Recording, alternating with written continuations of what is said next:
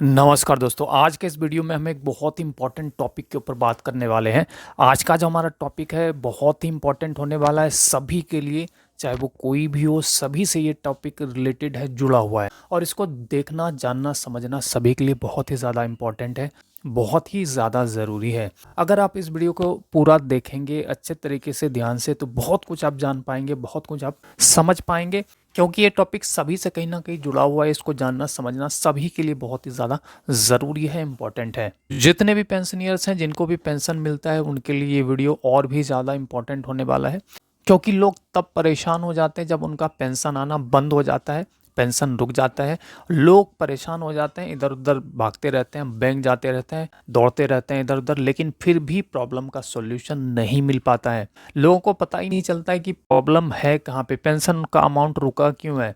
इस कारण लोग परेशान होकर इधर उधर भागते रहते हैं, दौड़ते रहते हैं, लेकिन उनके प्रॉब्लम का समाधान नहीं मिल पाता है जानकारी के अभाव में। तो इसलिए चीज़ों की जानकारी होना बहुत ही ज़्यादा इम्पोर्टेंट है, बहुत ही ज़्यादा महत्वपूर्ण है। अगर आपको चीज़ों की जानकारी होगी, उस टॉपिक से रिलेटेड जानकारी होगी, तो कहीं ना कहीं आप अपने प्रॉब्लम को बहुत ही ईजिली, आसानी से सॉल्व कर पाएंगे। तो पेंशन रुकने के कुछ कॉमन कारण भी हो सकते हैं, जैसे कि पहले मैं आपको बताना चाहूँगा जीवन प्रमाण पत्र जमा ना कराना। जैसे कि मैं आपको बताना चाहूँगा, पेंशन जारी रखने के लिए हर साल पेंशन भोगियों को नवंबर महीने में जीवन प्रमाण पत्र यानी कि लाइफ सर्टिफिकेट जमा करवाना होता है, और या तो आप डिजिटल लाइफ सर्टिफिकेट डीएलसी भी आधार नंबर का उपयोग करके जमा करा सकते हैं। तो ये जमा कराना भी इम्पोर्टेंट होता है। अगर कोई ये जमा नहीं कराता है हर साल, तो उसको पेंशन मिलना बंद हो सकता है। और दूसरा कॉमन कारण हो सकता है पेंशन का अमाउंट रुकने का, वो ये कि यदि आप 12 महीने से अधिक समय तक पेंशन का अमाउंट अपने बैंक खाते से नहीं निकालते हैं, तो भी आपका जो पेंशन है वो रुक सकता है। उसके बाद आपको पेंशन का अमाउंट निकालने के लिए आपको जो सक्षम प्राधिकारी है उसकी मंजूरी लेनी होती है। उसके बाद तीसरा कारण हो सकता है गंभीर दुराचार या अपराध में दोषी पाया जाना। मतलब यदि आपने कोई क्रिमिनल ऑफेंस कर दिया, किसी बड़े क्रिमिनल ऑफेंस में फंस गए, तो भी आपका पेंशन सरकार के द्वारा बंद किया जा सकता है, रोका जा सकता है, सस्पेंड किया जा सकता है। तो ये थे कुछ कॉमन कारण जिसकी वजह से भी पेंशन मिलना बंद हो जाता है, मतलब कि पेंशन आना रुक जाता है।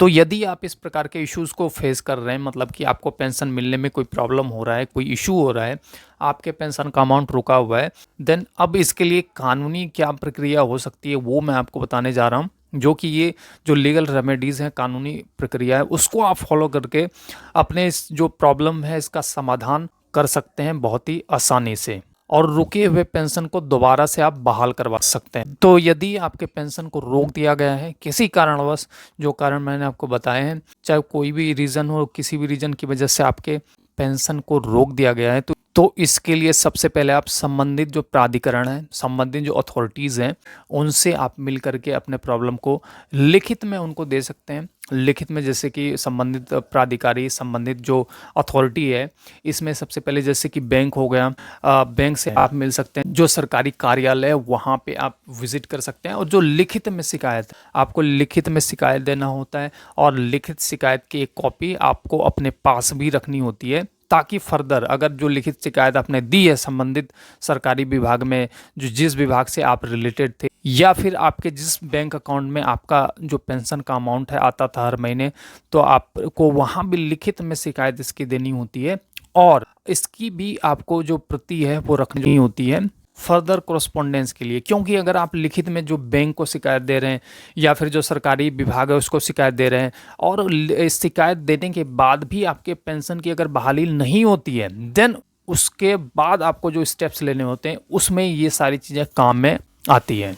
तो लिखित शिकायत देने के बाद भी अगर आपका पेंशन बहाल नहीं किया जाता है, समस्या बनी रहती है, तो इसके लिए आप जो लीगल नोटिस है, मतलब कि कानूनी नोटिस, आप सीधा अपने वकील के माध्यम से सीधा जो नियोक्ता है उनको आप भिजवा सकते हैं। इससे जो आप लीगल नोटिस नियोक्ता को भेजते हैं उसकी भी प्रति आपको अपने पास संभाल के रखनी होती है। और यदि लीगल नोटिस भेजने के बाद भी आपका नियोक्ता आपके पेंशन की पुनः बहाली नहीं करता है, देन इसके बाद आप अदालत का रुख कर सकते हैं, पेंशन अदालत जा सकते हैं। पेंशन रिलेटेड विवादों के समाधान के लिए पेंशन अदालत सीधा आप विजिट कर सकते हैं।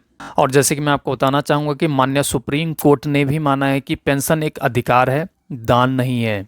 और यदि आपकी पेंशन बिना किसी स्पष्ट वैधानिक प्रावधान के रोकी जाती है तो आप उच्च न्यायालय में रिट याचिका भी दायर कर सकते हैं। इसके अलावा जो सरकारी पोर्टल्स होते हैं उसके माध्यम से भी आप खुद घर बैठे वेबसाइट के माध्यम से आप इसकी शिकायत दर्ज करा सकते हैं। जैसे कि आप पेंशनियर पोर्टल पर जाकर ऑनलाइन भी इसकी शिकायत दर्ज करा सकते हैं और इसके स्टेटस को आप खुद भी चेक कर सकते हैं टाइम टू टाइम कि उस पर क्या कार्रवाई हो रही है और क्या कार्रवाई आगे होने वाली है।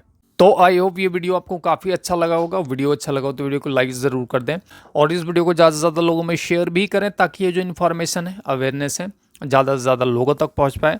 और अगर आप हमारे इस यूट्यूब चैनल पे पहली बार विजिट कर रहे हैं तो चैनल को सब्सक्राइब करके ज़रूर रख लें, क्योंकि हम ऐसे यूज़फुल वीडियोस आप लोगों के लिए हमेशा अपने इस यूट्यूब चैनल के माध्यम से लाते हैं और लाते रहेंगे। सो वीडियो को एंड तक देखने के लिए आप सबका धन्यवाद।